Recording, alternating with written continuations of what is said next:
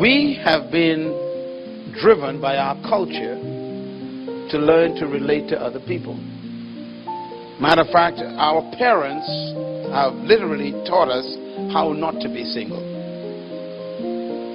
Our parents emphasized the idea that we should get along with people, get along with the other kids, get along with them neighbors, get along. We've been taught to get along with people. So we've been built in our culture to always try to get along with other people. That's the way we've been conditioned to think. We've been forced almost to get to know people. And so we grow up in a culture where there's a contradiction, because we want to get to know people, but we don't know how to get to know people. This point I'm telling you is very important. And the thing is, this happened when you didn't even know it happened. You've been trained to focus on other people. Share with your brother. Don't eat that by yourself.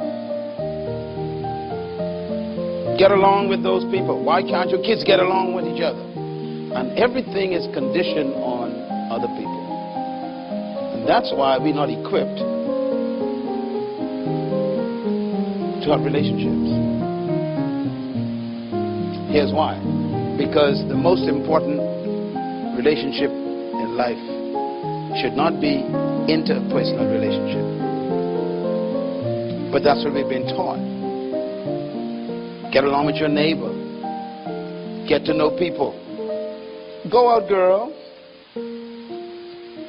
Move around. Get to know some people, boy. And we've been pushed. But the most important relationship is the other one. It is intrapersonal relationships.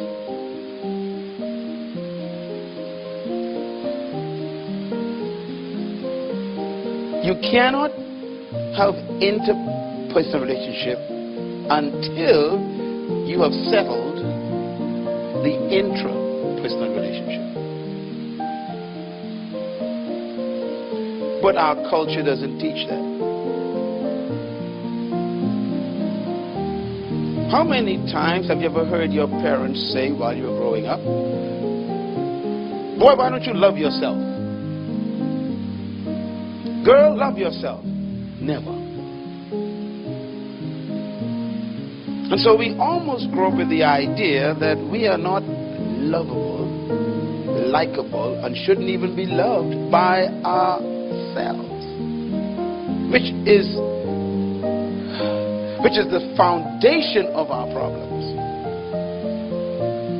The reason is because if you don't know who you are, don't understand who you are, you don't appreciate who you are, and have no knowledge of who you are, then you cannot love, appreciate, or value other people. So the most important pursuit in life is self-knowledge. And this is what singleness is all about.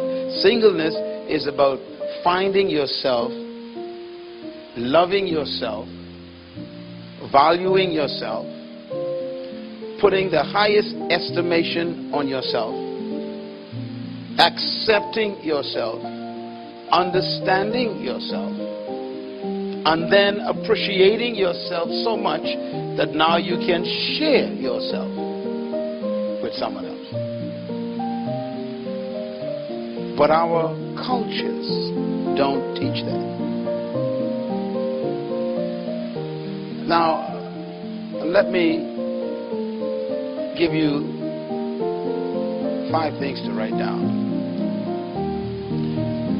People think that they need to get married to be fulfilled. And this is the pressure part of our culture. If you are 35 and you ain't married, they think something's wrong with you. Maybe you are homosexual. Maybe you're a lesbian. What are you doing? And especially if your friends are girls or boys like yourself, they begin to think all kind of funny things. In other words, they almost think that if you ain't married, you are strange. You are awkward. This is dangerous and it's wrong. You don't need to be married to fulfill God's will. Let no one put you under that pressure. Don't allow anyone to suggest to you that unless you are married, you can't fulfill God's purpose. Marriage is not a requirement for fulfilling your purpose. As a matter of fact, marriage is designed only for earth. And what I mean by that is you will discover in the biblical culture that Jesus was very specific when they asked him about life after death. He said in the afterlife there is no marriage nor giving in marriage. So everybody say thank you, Jesus. Let me tell you why, because some of y'all can't wait to get rid of that person. Imagine living with them forever and ever. Boy, that's a depressing experience. So thank God it's only for earth. So marriage is really a temporary agreement between two people to live in a context of holy covenant. But it's not a requirement to fulfill God's will. And why is that important? That means that you should get busy fulfilling God's will. Stop looking for someone to marry. Let them find you. I know that sounds simple and maybe it's tough for you, but I have discovered that if you don't do that, you're going to do some dumb things. You're going to make some dumb decisions. So don't feel pressure that you have to wait for someone before you get busy with God's will.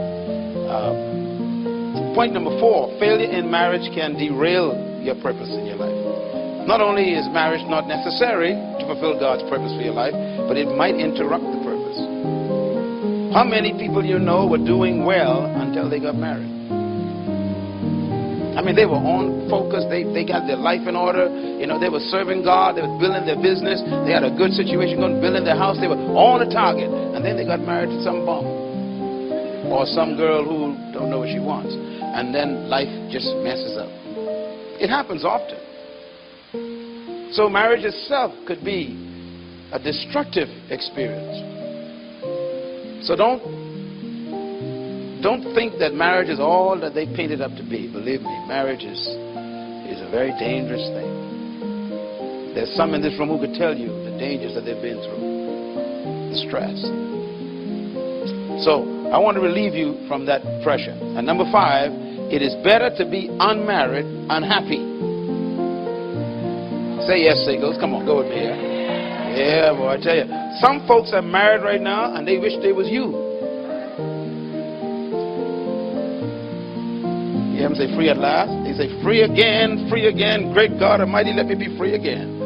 You know, but they say loose goat don't know how tied goat feel.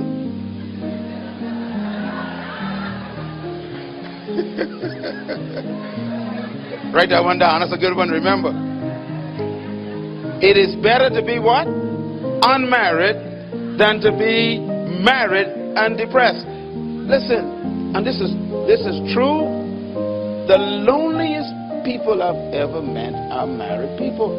Do you know why? Nothing can be more lonely than being stuck in a marriage that ain't working. Man, that's hell on earth. You can't get out. It's loneliness. So please, if you are unmarried, give God praise.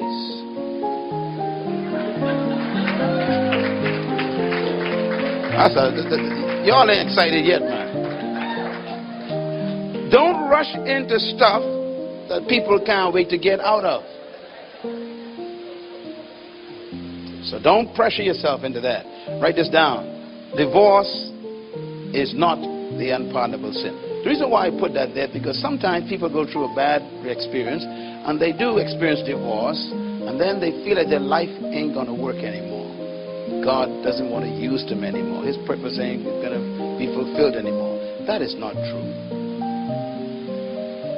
God forgives all sins, including unfaithfulness or the breaking of a covenant in marriage. This is not an unpardonable sin. Many great people have gone on to change the world after a divorce. Catherine Kuhlman was a divorcee. She changed the world. What a powerful woman. So sometimes we run on hard times and things don't work out. Pick yourself up and don't just get custody of the kids. That's what people do most of the time. They miss the point. First, you get custody of yourself. Get yourself back. And so don't be afraid to not be married. It's not the solution to any problems. Sometimes it's the formation of great problems. God says something about divorce, interesting, and I wanted to put it here because I think this has to do with, I want to frighten you away from marriage. Just for a reason, right? First of all, the ultimate trauma in life is divorce. Malachi 2:16 says, what? Read it out loud together. I hate divorce, says the Lord, God of Israel. And I hate a man's covering himself with violence, as well as with his garment, says the Lord Almighty. Notice he ties divorce with violence. Why? Because divorce is a violent act. When you bond with another person, bonding is a dangerous word. Bonding is like shooting webs at each other, like a spider web. Every time you speak to someone, you shoot a web. Every time they listen to you, they get a web. And the more you talk to someone, the more webs are created. And then the deeper the conversation gets, the thicker the webs become. If I say to you good morning, and you say good morning back, there's a web. There's a bond between us.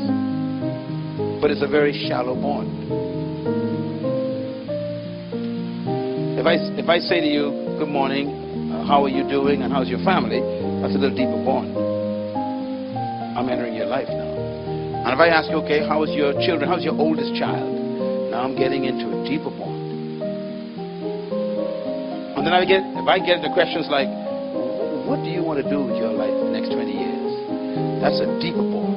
I'm prying into your destiny now. What are the things that really hurt you the most in your life? That's a deeper bond. See, and you got to be careful who you bond with and what questions you ask. Because there's certain relationships you got to keep them at the thin level. You don't want to get too deep. Like if you're married, you got to be careful what you ask other people of the opposite sex. Because you don't want certain bonds to be connected or created. If you're not serious about a relationship, don't get into deep questions. Because people start bonding with you. Sometimes you hear people say, well, I just took out for lunch or took him out for dinner and we were chatting and all of a sudden he thinks I like him. Well, it depends on what you all talked about. This is serious. You gotta understand this. You start talking to a person about, well, what are your dreams for the next 5 years? Right away you're telling me you want to get at a deeper level in my life. That's a serious bond you want to connect. I mean, you are nosy now. You push it. You're getting down into some thick webs. And once those webs get thick, and that's why marriage is so dangerous, because marriage is not just bonding mentally and socially and psychologically and emotionally, but you get now into physical bonding, which is sex. And that's a deep bond, because now I gave you myself. And divorce is trying to break that bond, all those bonds. And you can never break a bond. If you are bonded at that level, and sometimes it's not even marriage, you might be going along with someone for 5 years. You've all been, close to each other, and you've been courting or whatever you call it for 5 years. There's some thick bonds in there. You isolated yourself from other people to bond with this person. So them bonds are deep, and you decide you can break it off. It ain't that simple. It's almost like a marriage. And you cannot break a bond. You can't even cut it. You have to tear it. And that is called a broken heart. A broken heart is bleeding bonds. They are open wounds. They were ripped from your emotions, from your psyche, from your spirit. And that's why relationships are very dangerous. You don't want to develop at the levels that you can't be responsible for.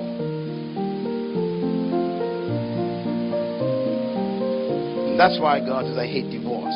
Divorce is traumatizing. It's the ripping of two people's bonds apart. No lawyer can give you a divorce. Impossible. No judge can give you a divorce. Impossible. What they give you is a piece of paper. They cannot give you an emotional divorce. That's why when you leave the classroom, all hell breaks. I mean, when you leave the courtroom, rather, all hell breaks loose after that for months. Because it ain't as simple as you thought. And if kids are involved, the bonds are twice as thick. So he's saying before you even get into marriage, think about this.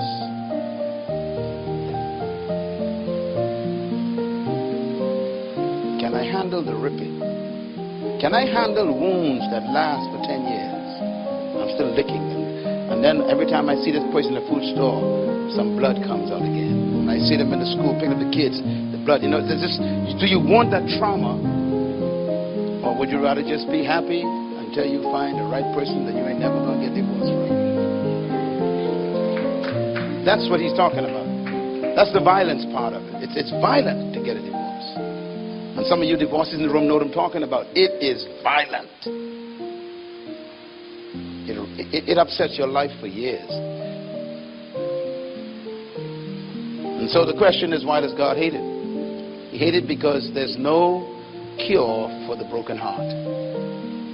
No pill you can take for a broken heart. And some of you all tried.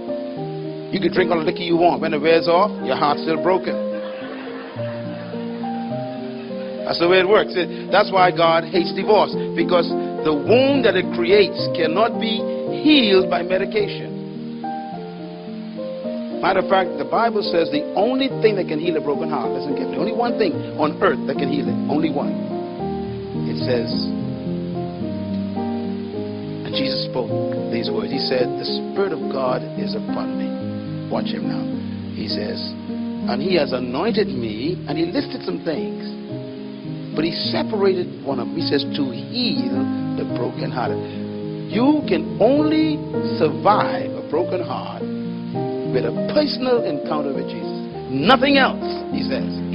If you take all the Fensic you want, Tylenol, drink liquor, take drugs, whatever you want, when it wears off, you're still hurting. Only he can fix that. It is that bad.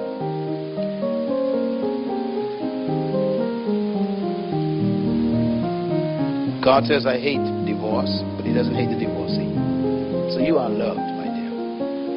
You've been through a rough life, it's been tough, but it's okay. He still loves you. He never wants you to experience that thing again. That's why a single seminar is so important.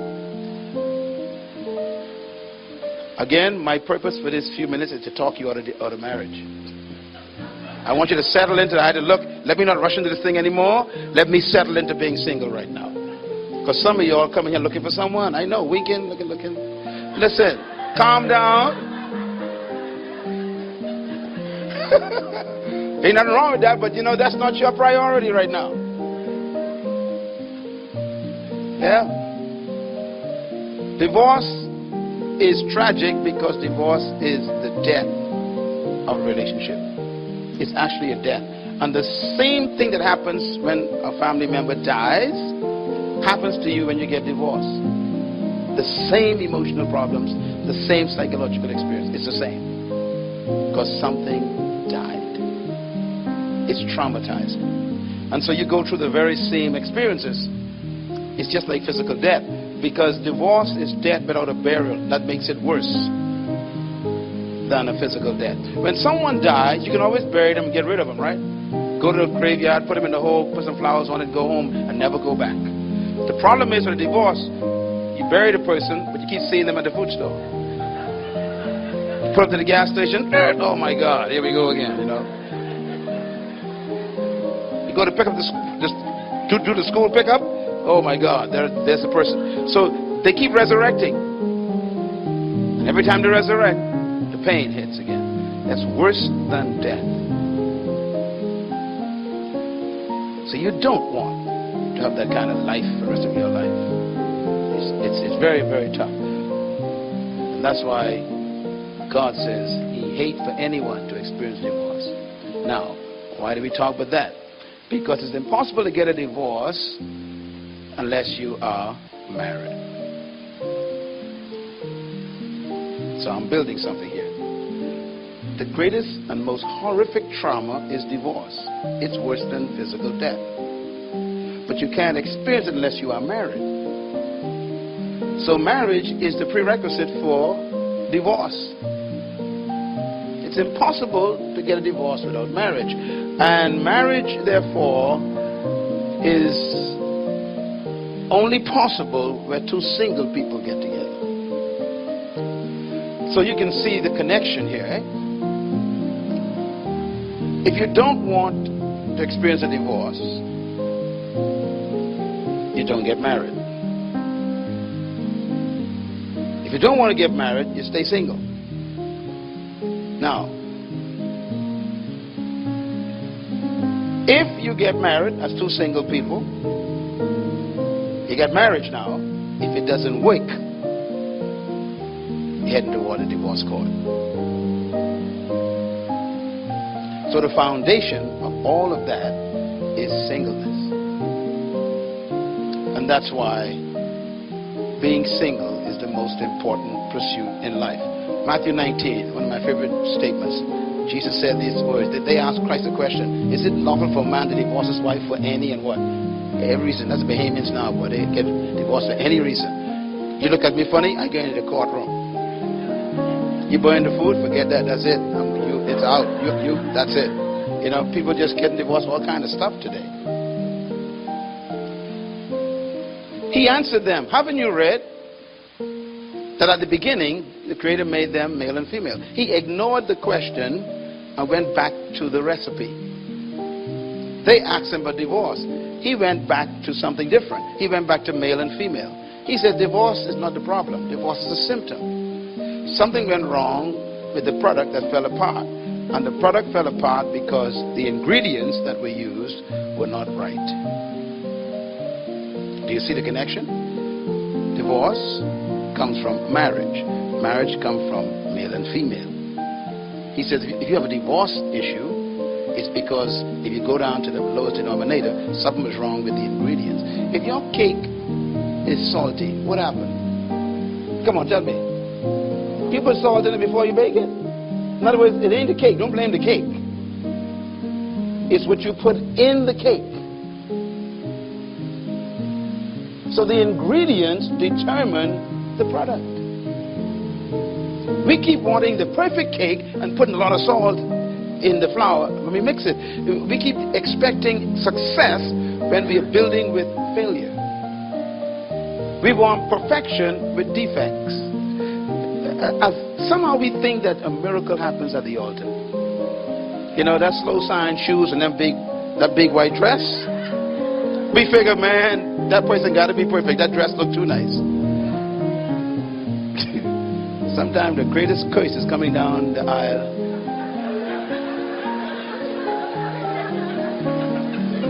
Or sometimes the biggest demon is waiting there with.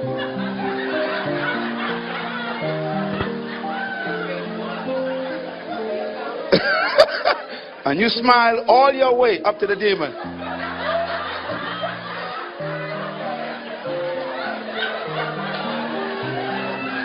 And your Father who loves you hands you over.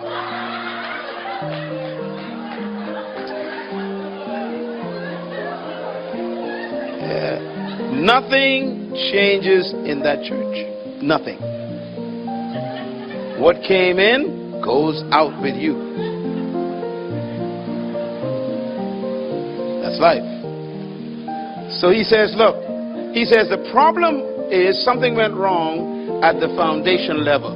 The male and female was contaminated. He says something was not right with the individuals, the singles. So he took it back to the singles. He said God didn't make marriage first. He said no, the marriage is not God's main issue. God's main issue is male and female. He said that's what God began with. So he placed the priority where it belongs. And he says, for this reason should a man leave his mother and father and be united to his wife, and the two shall become one flesh. What reason? The word there is beginning, male and female. Go back and find out what kind of male and female God used in the beginning. That's what makes the thing work. So any male after chapter 3 of Genesis and any female after chapter 3 of Genesis, you got to pray hard. Because you got yourself a fallen male and a corrupted female, and you still want God's perfect product. That's what he's talking about. He's saying, look, God didn't stop at the junk you guys are. Y'all are junk. Y'all got to come back and get fixed up first. Then try God's product again. And this is why we need to come to the manufacturer. Not to be religious. You need to get fixed. Because if you don't get him to fix you, you're going to fix somebody when you marry them. Unless you get the people in your life, they're causing you more heartache than anyone could imagine. You, like the person who loves you beating you up. It's confusing. So here's the issue then. Your marriage is only as good as your singleness. Write that down. People come to me all the time. I want you to pray for my marriage. I'm sitting there going, now let's see. Which one do I need to pray for? Her or him? Because marriage ain't the problem. You in the marriage. You, if it ain't working, you are part of this equation. A lady came to me one time. She says, the devil is in my marriage. I say, yep. You're right. The two of them.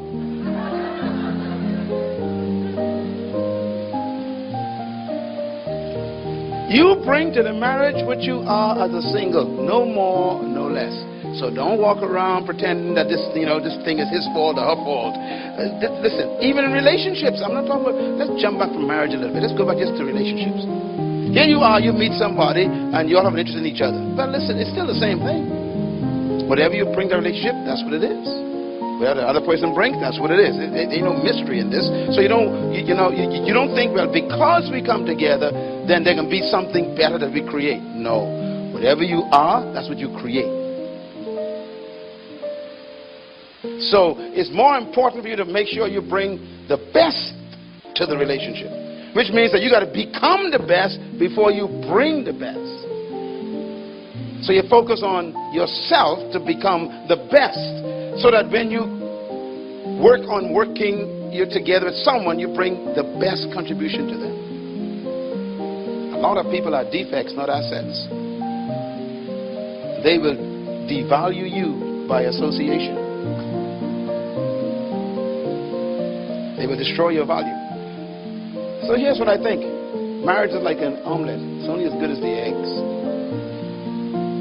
I always say this because I think it gives us a clear picture. No matter how much you want an omelet to work, it's only as good as the eggs in it. So you can pray over an omelet all you want. It depends on the eggs you use. Omelets are determined by the quality of the eggs. Marriage is like the omelet. It's already together. So the question is, what made this omelet? I told you all about an experiment I did years ago. Boy, my mom fussed me with that one. I intentionally took an egg and I took a pin and I cracked the top of it, a little hole. Because when you crack an egg, put a hole in it, bacteria get inside and it rottens the egg. I didn't know eggs smell so stink until that day. It's the foulest scent you want to smell. Because an egg is actually a dead animal. So I cracked this egg and it was stink. I put it in the refrigerator. You couldn't smell it because it was still cool. I was shocked to find out that the good egg was completely overtaken by the rotten egg. And the omelet was completely stink.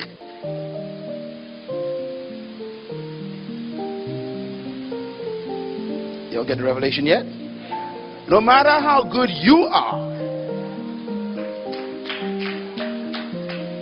if the other person has cracks in their character, bacteria in their emotions, they got germs in their psychology, And they smell in their when you crack with them, they win. Somehow we get this idea that after we get married, I'm going to change this person.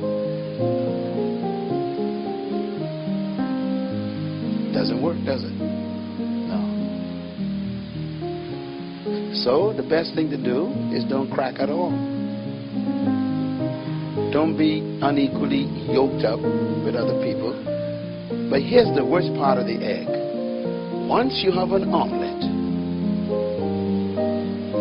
you can never get eggs again.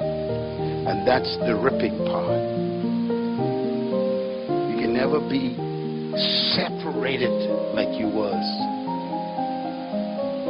Do you know that folks in this room who are divorced are still carrying their old marriage with them? It stays with you. Your history is you.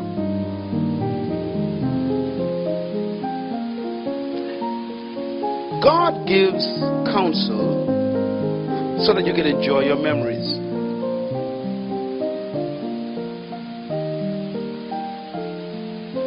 Comprende? When God gives you an instruction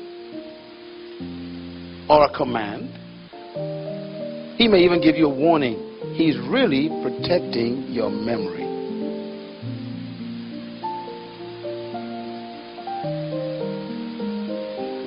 So God says, do not fornicate. That means don't have sex with anybody you ain't in covenant with in marriage. Now, He doesn't explain a lot. He's protecting your memory.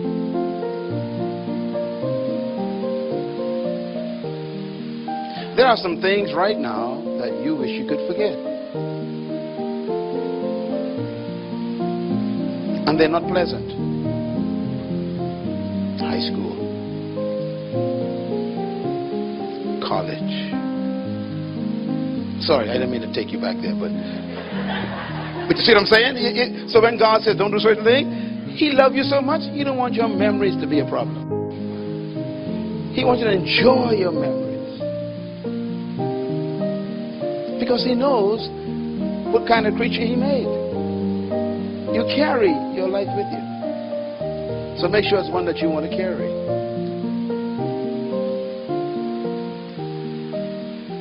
So here's my big question. You want people to marry you all the time. But here's a question you ever ask yourself. If you knew all you know about you, would you marry you? Think about it. I mean, think about what you know about you. The secret stuff you're doing. The private things no one knows about.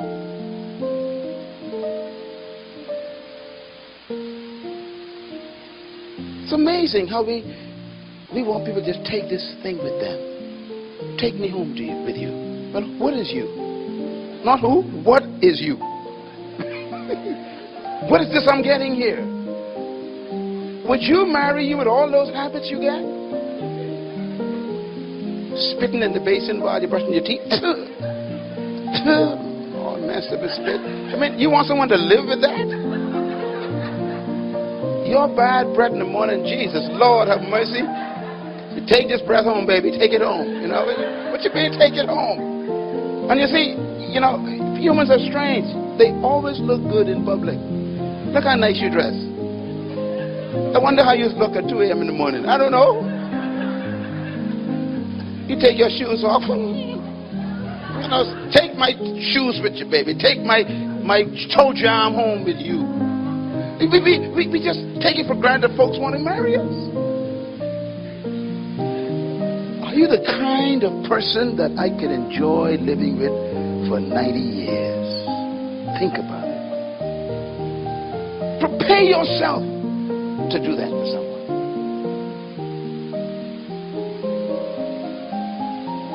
Some people don't bathe. I'm not talking to you now. They're not in this room. I know them. They're not in this room. I'm sure of that. But when they pass you, you can smell, hey. Their glory follows them. And they want you to marry them. What do you have that I could live with forever? And that's what we ask people to do. So take care of your life first. Matter of fact, here's another question. Could you live with you for the rest of your life? I think that's why he's trying to find someone, because you can't handle it. He's like, this is too much burden for me. I got to share this mess with somebody else. But we never think about these things, do we? We're like, hey, you love me. You will love me. I promise you will love me if you take me home forever. No, they won't. Mess them people's lives up. Are you a gift or are you a curse?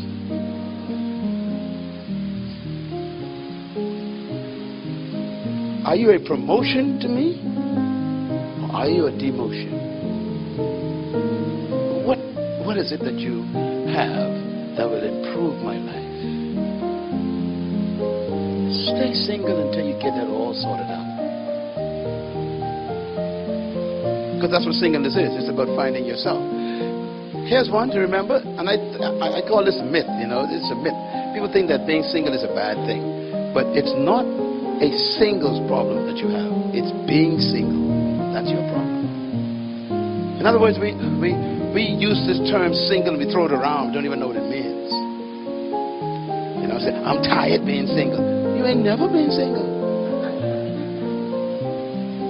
Let me say it again. You say, I'm tired being single. I'm telling you, you ain't never been single. All you're being is unmarried.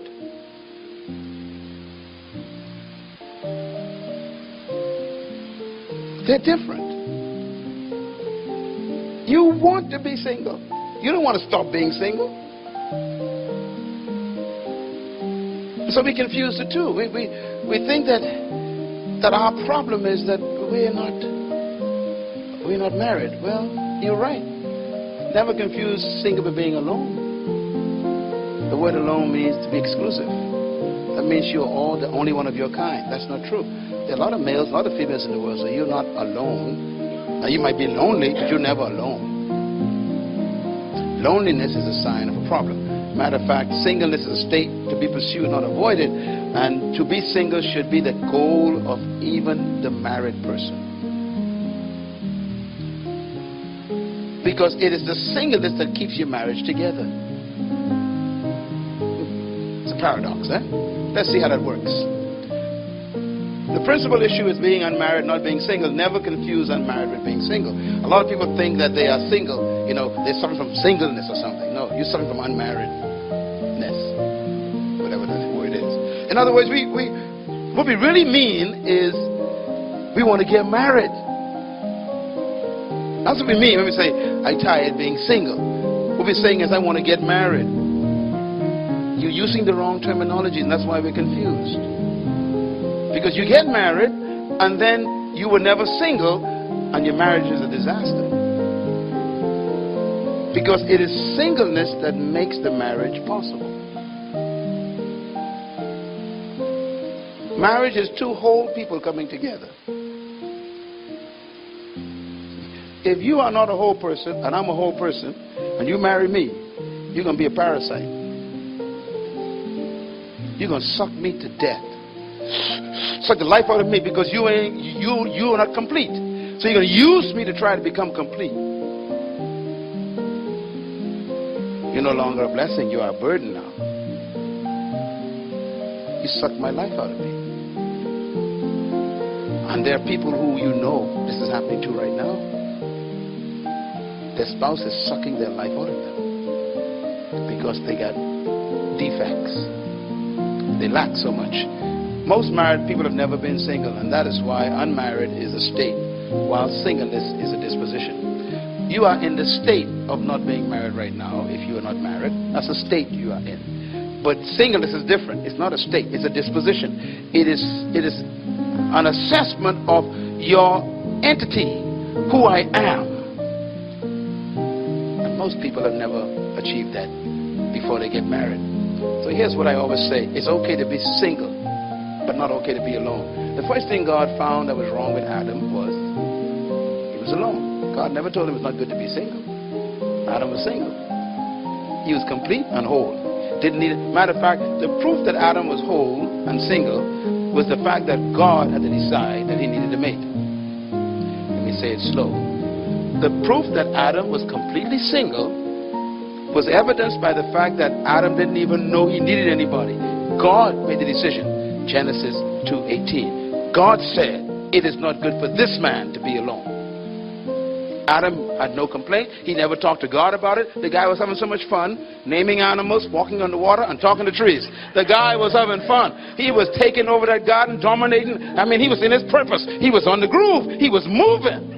And God says, I like this guy. He needs to share this with somebody. Relationships are for sharing your victories and success with, not to bring on new burdens and depression.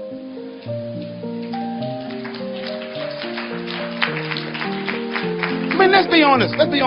If you know somebody is stupid, dumb, aggravative, frustrating, they got all kind of disease in their bodies. Would you marry them? But you do. You just don't know until it's too late.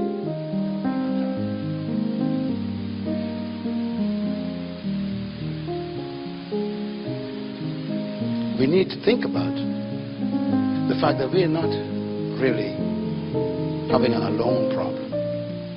God made another human to solve the alone problem. But he never questioned Adam's wholeness.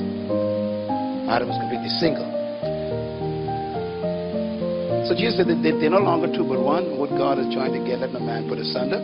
Anyone who divorces his wife except for adultery, of course, and marries another woman, commits adultery. And the disciples said unto him, if this is the situation between a husband and wife, it's better not to marry. Peter, James, and John said, my God, if that's the standard, you might as well stay unmarried. They heard something that frightened them. And I want to frighten you with it too. If marriage is that dangerous, let me stay unmarried for a while. Let me make sure I get this right. Life is too short for you to miss the first time. Get it right the first time. After all, you're a little bit too old right now. You can't afford no trial and error. You will hit this thing right the first time. Say amen if you agree with me. Yeah, you don't want no trial and error here. Matter of fact, when you all get married, I want you to call me. I want to do the ceremony. And one of the vows going to be, and I will not experiment with you. This is it. You leave me because I killed you. Lord, I take that back. Woo, Lord help me. Look at how he closes the thing. Jesus said, not everyone can accept this word about marriage. Only those for whom it has been what? Given. In other words, not everybody can handle this standard. It's tough to become single. Take your time. Because if you jump before you are completely whole and separate and unique, you got problems. Not everybody is ready for this, he says. And he goes on to say, some even have become this way because they were born that way. They're not interested. There's nothing wrong with them. They just don't want to have any, covenant between anybody. They just want to enjoy everybody, have a good time, and fulfill God's will. But they're happy. That's fine. You don't got to be no nun to do that. Just decide I don't want to get married. Ain't nothing wrong with that. You want to put your energies in God's work and to help humanity. And people do it all the time. That's a unit for helping nations. Others have renounced marriage because of what? The kingdom of heaven. Some of them understand that, look, I want to serve God's kingdom, and this is what I want to do, and I need all my time to do it. I can't share my time with nobody.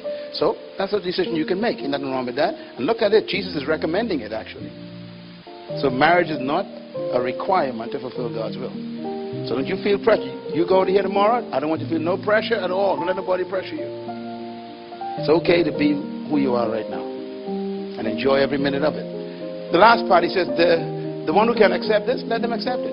Can't do it, don't touch it. So here's what I want to close on. Singleness is the most important state of human development. Singleness is the foundation of God's human family. He only made one human, and everyone came out of that one human. God began this human race with one person, not a couple. Sometimes we think that marriage is God's foundation of the human race. That's not true. He only made one person at the bottom. A single person. So God began all human relationships with a single person. Here's why that's important. What he's telling us is every relationship begins with the single. So you determine what happens in our relationship, and I determine what happens in our relationship. The single qualities of those people. So it's important for you to focus on singleness and not try to create relationships without first building who you are. God made you in His image, His likeness. He made them male and female. And we have all these wonderful truths here. The foundation of the human race is really a single person. So the most important people in the world are those sitting in this room who are unmarried. They're the most important. And they determine what's going to happen to us in the future as a country and as a community. And this is why all humans must begin a relationship with the single. What's the quality of your life? I encourage you to spend the next 2 days in every session coming to open up yourself to tap into what does it mean to be single. Because I have a definition in my book out there, which I'll be happy to autograph for you if you buy it, on singles. And this definition is what saved me. I got married to my wife. We've been married for 31 years, sitting over there. And our key to our marriage is our singleness. The way you measure if you're single is whether you need to be married. If you don't need to be married, you're probably ready to be married.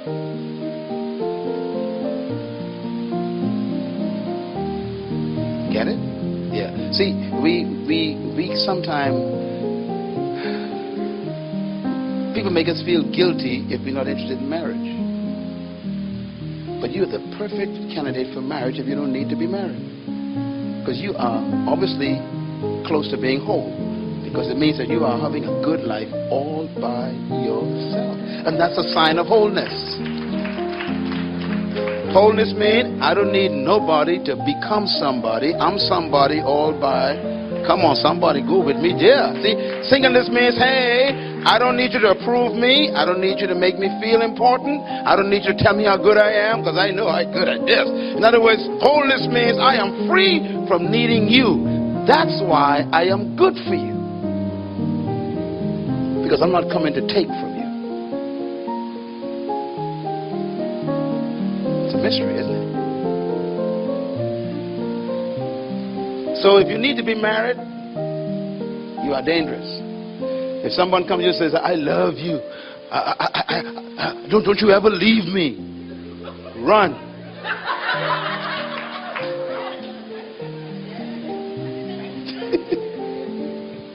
People say, you know, ever since you came into my life has been changed. And you know, I just want to thank God for you. They get really spiritual, you know. I want to thank God for you. I prayed for you all my life. And boy, I'm so glad you answered all my prayer. You know, boy, what is they putting pressure on you.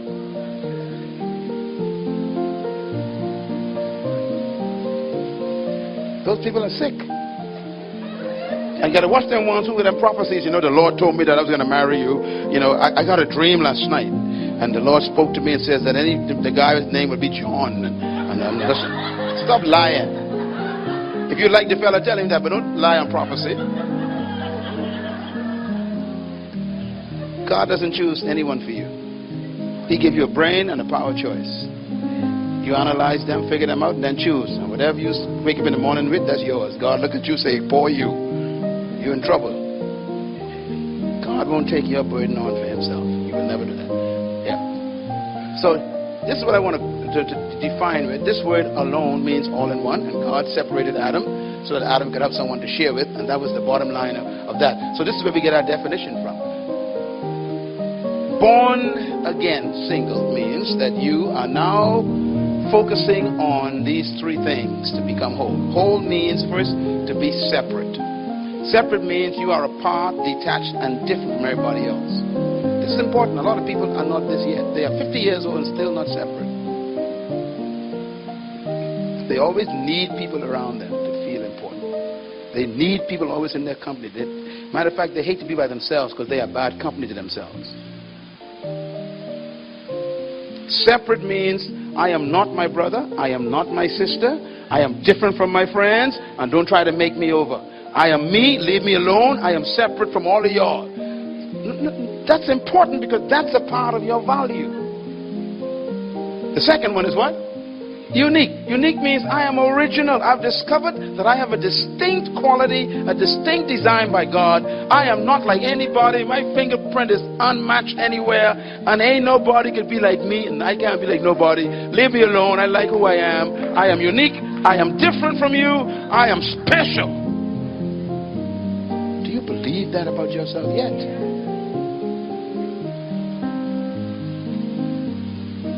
And the last one is what? Whole. Now, whole is a tough one. Being whole means that you are complete in yourself. You are unified with yourself. All of yourself. Your body, your mind, your spirit are all connected. You are in love with your whole self. It also means that you are one with yourself. That means you don't need anyone to complete you. This is so important, especially in the Bahamas culture, where we've been taught that this is my better half. Boy, that's a dangerous statement. This is my better half. Wait, let's see. Let me figure this out now. Okay, I'm half. She's half. So I was half all these years. So now when I meet her, we both whole. And so what happens is I try to make sure I take as much from you as possible to become whole. You try to take as much from me as possible to become whole. So for 30 years, we keep fighting, trying to rob each other of each other. And that's why when we get a divorce, you jump off the bridge. Or you can't go to work. Or you become insane. Why? Because you're half a person.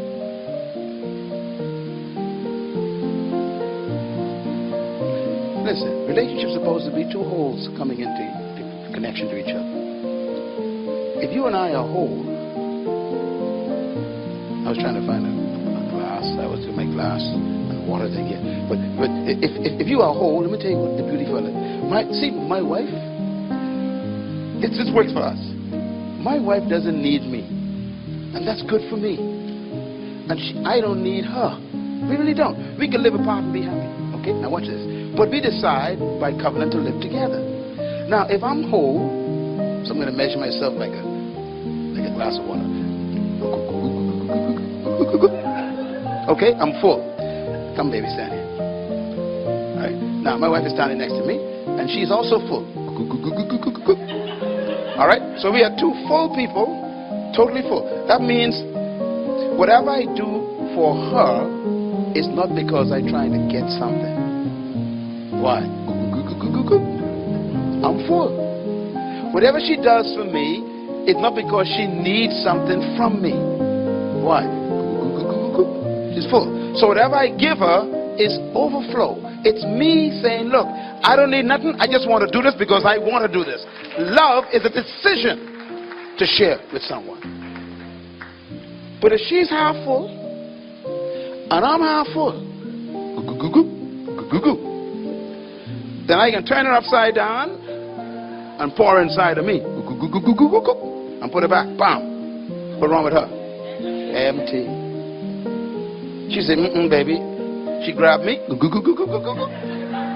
What's wrong with me now? Empty. And for 30 years we keep fighting each other, trying to become whole, because we're not single.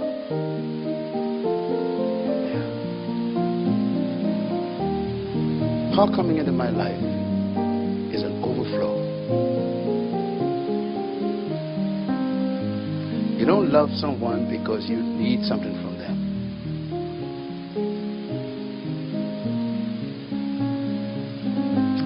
I need a man.